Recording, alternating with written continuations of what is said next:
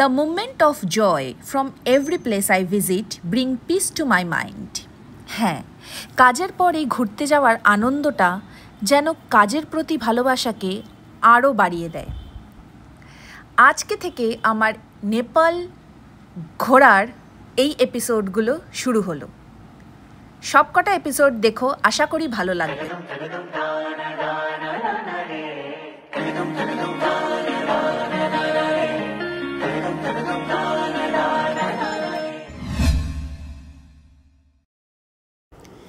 11 October সকাল সকাল উঠে রেডি হয়ে তাড়াতাড়ি করে বেরিয়ে পড়েছিলাম। তার কারণ আমাদের ফ্লাইটটা ছিল কলকাতা এয়ারপোর্ট থেকে ঠিক সকাল 10:30টায়।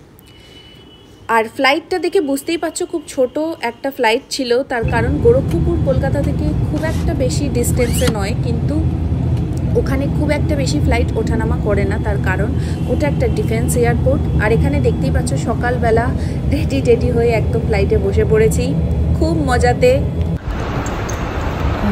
Hello everyone, welcome back to my channel wonders ডেস্টিনেশনে তোমাদের সকলকে স্বাগত।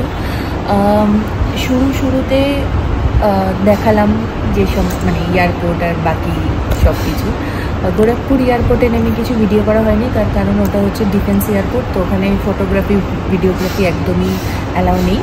আর এখন একটা রেস্টুরেন্টে খেতে এসেছি দুপুরের লাঞ্চটা। তারপর এখান থেকে আজকে যে জায়গাটায় যাওয়া সেখানে যাব। ওখানে গিয়ে বলছি কোথায় যাব এবং পুরো প্ল্যান পুরো সব কিছু গিয়ে দেখাচ্ছি। তো দেখতে থাকো, আশা করি ভালো লাগবে এই ব্লগটা। তোমাদেরকে একটা কথা বলে রাখি, এই যে আমার ট্যুরের যে কটা এপিসোডই দেখবে তার মধ্যে সব কটা এপিসোডই প্রায় ব্লগগুলোতেই আমার ভয়েস ওভার পাবে। তার কারণ আমার কাছে এই মুহূর্তে কোনো মাইকের সিস্টেম নেই, তো সেই জন্য যা কিছু বলেছি এত আওয়াজের মধ্যে অনেক সময় শোনা যায়নি। অনেক সময় গাড়ির হর্ন এবং বিভিন্ন রকম আওয়াজ ডিস্টার্ব করেছে বলে ভয়েস ওভার করতে হচ্ছে। তো ব্লগটা দেখো, ভালো লাগে।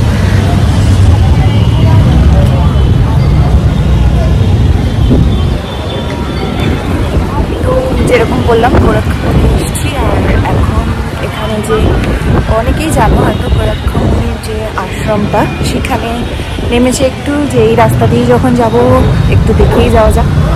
তো পুরো ক্যাম্পাস এরিয়াটা একবার দেখিয়ে দিচ্ছি।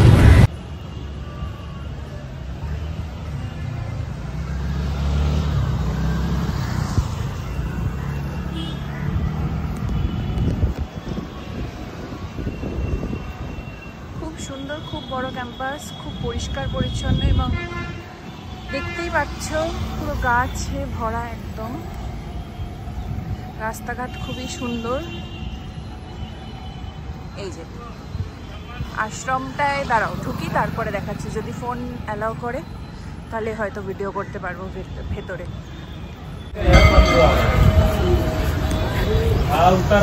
এই দেখো, এইটা হচ্ছে গোরক্ষমণির মন্দির।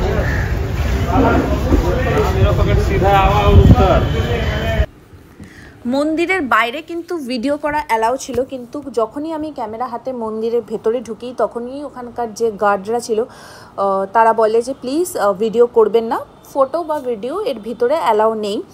ফটোর কথা আমি দেখেছিলাম যে অ্যালাউ নেই, বাট ভিডিও কোথাও লেখা ছিল না, কিন্তু ওরা বারণ করেছিল বলে আমি আর সেই জন্য ভিডিও করিনি। তো তারপরে এই যে জায়গাটা, এটা হচ্ছে বুঝতেই পারছো দেখে, এটা গোরক্ষপুর আর লুম্বিনীর বর্ডার। গোরক্ষপুর থেকে লুম্বিনীর বর্ডার কিন্তু প্রায় 100 কিলোমিটার মতন ডিস্টেন্স আছে। তো তোমরা যখনই ফ্লাইট বুক করবে সেই ডিস্টেন্সের কথাটা মাথায় রেখে বুক করো, যে তোমরা যদি গোরক্ষপুরে একদিন স্টে করতে চাও তাহলে ভালো, নয়তো যদি দিনের দিনই পৌঁছাতে চাও তো আমি সবসময় সাজেস্ট করব যে মর্নিং ফ্লাইটই তোমরা বুক করো। আর এতটা ভিড় ছিল নেপালে ঢোকার মুখটাতে, এতটা জ্যাম ছিল, আমরা ভেবেছিলাম যে কোনো ট্যুরিস্টই হয়তো সেরমভাবে এবার নেপাল যাচ্ছে না, বাট অনেকেই নেপাল গেছে। এবং নেপাল যদি আমরা ভয় পেয়ে ক্যান্সেল করে দিতাম তাহলে এর চেয়ে বড় ভুল হয়তো জীবনে আর করতামই না।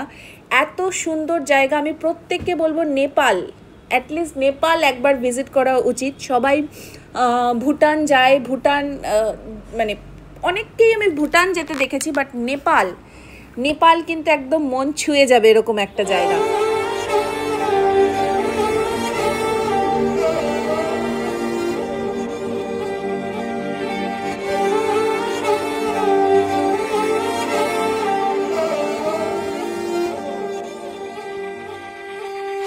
जो चलने लगे हैं ये रास्ते, आहा मंजिल से बेहतर। প্রথমেই বললাম যে আমার সবকটা এপিসোডই প্রায় সবকটা এপিসোডই তোমরা ভয়েস ওভার দেখতে পারবে। তো এইখানেও সেই ব্যাপারটা একই রকম হয়েছে যে আমি কথা বলেছি বাট শোনা যায়নি। আমি এখানে এটাই বলছিলাম যে সকাল সকাল তোমরা ফ্লাইট বুক করে নিও, তার কারণ নেপাল থেকে কিন্তু লুম্বিনী পৌঁছাতে আমাদের প্রায় অনেকটাই টাইম লেগে গেছিলো। আর যেহেতু আমরা গোরক্ষমণির আশ্রমে প্রায় অনেকটা সময় কাটিয়েছিলাম, তো সেটা তোমরা চাইলে স্কিপ করেও আসতে পারো, কিন্তু একবার যেহেতু পথেই এত বড় একটা আশ্রম পড়েছিল তো নেমে কে না দেখে আসতে চাইবে, তো সেই জন্য ভাবলাম ওটাও একবার দেখে নিই। আর তারপরে লুম্বিনীর যে হোটেলটা আমরা নিয়েছিলাম সেটা লুম্বিনীর একদম শহরের মধ্যে ছিল না, লুম্বিনীর থেকে একটু আউটস্কার্টে গিয়ে হোটেলটা ছিল। তো এই রাস্তাটা দেখে বুঝতেই পারছো গ্রামের রাস্তা, গ্রামের ভেতর দিয়ে হোটেলটায় যেতে হয়। হোটেলটা ভীষণ সুন্দর। হ্যালো, তো চলে এসছি আমরা এখন হোটেলে। হোটেলের বিষয়টা আমি একদম কালকের ব্লগে যেটা করব সেটাতে সব কিছু বলে দেবো, আর কোথায় আছি কোথায় যাচ্ছি সব কিছু নেক্সট ব্লগটাতে আসবে। তো অবশ্যই পরের ব্লগটা কিন্তু অবশ্যই দেখো। এবং যদি কেউ আমরা অ্যাকচুয়ালি গোরক্ষপুর এয়ারপোর্টে নেমেছিলাম তখন, তো যদি কেউ জায়গাটা কোথায় আমরা আছি যদি কেউ গেস করতে পারো অবশ্যই আমাকে কমেন্ট সেকশানে অবশ্যই জানিও। আর